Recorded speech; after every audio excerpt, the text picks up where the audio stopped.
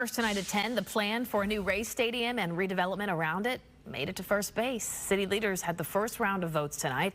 It comes a day after the Rays and the city's historic gas plant redevelopment team were in the hot seat for 6 hours, fielding questions about the project from City Council. Fox 13's Kaylee Tracy once again live for us outside of City Hall there. So Kaylee, tonight's meeting, not quite as long, but what are those votes that happened today? What do they actually mean?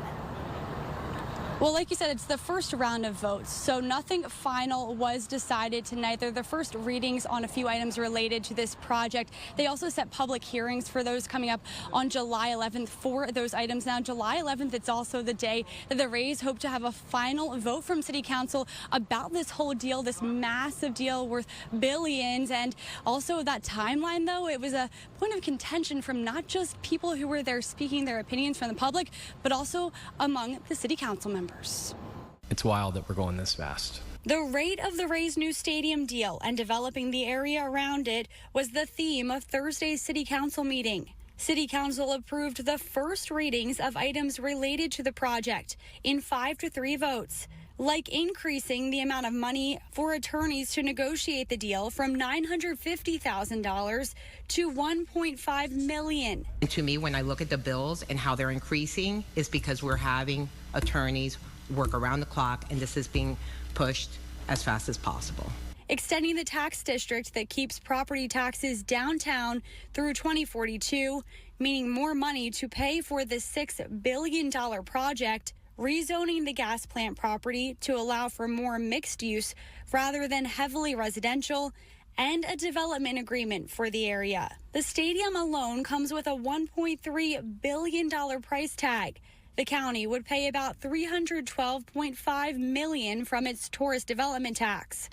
The city would contribute $287.5 million, and the Rays would pay for the rest of the project and the cost to maintain and operate the stadium after it opens. People against the project say they think public money should be poured into other things, not a private project. And I think it's wrong, to be extending that and locking that wealth away when there's other needs in our neighborhoods and communities.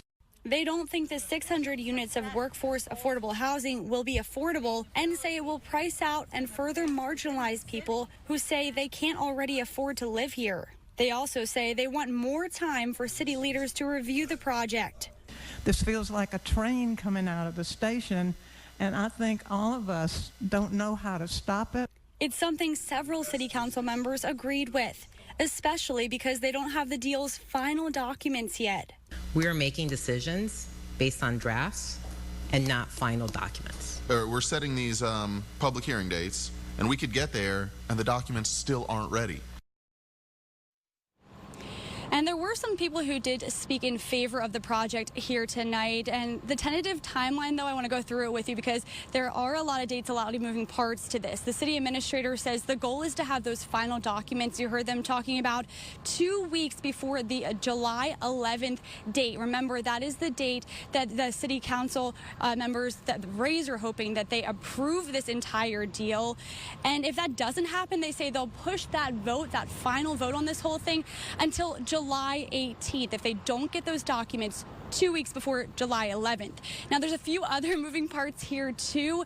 2 days before July 11th, July 9th, if you're keeping up with these dates here, they have a workshop, another workshop on this whole deal where the Rays will be in the hot seat once again with the city, their planning team on this project. So they'll go over all those details again. And they also, just to add one more thing, one more wrench into this thing, City Council goes on their break tomorrow. So a lot of them were concerned. They already have vacations planned, but they do want to do a thorough job and read through all of these documents, hundreds and hundreds of pages of these documents. By the way, guys, the county still has to comb through this and approve it, and the MLB has to sign off too. So there's a lot of moving parts here, a lot of details, but we'll continue to keep you updated. For now, reporting in St. Pete, Kaylee Tracy, Fox 13 News. All right.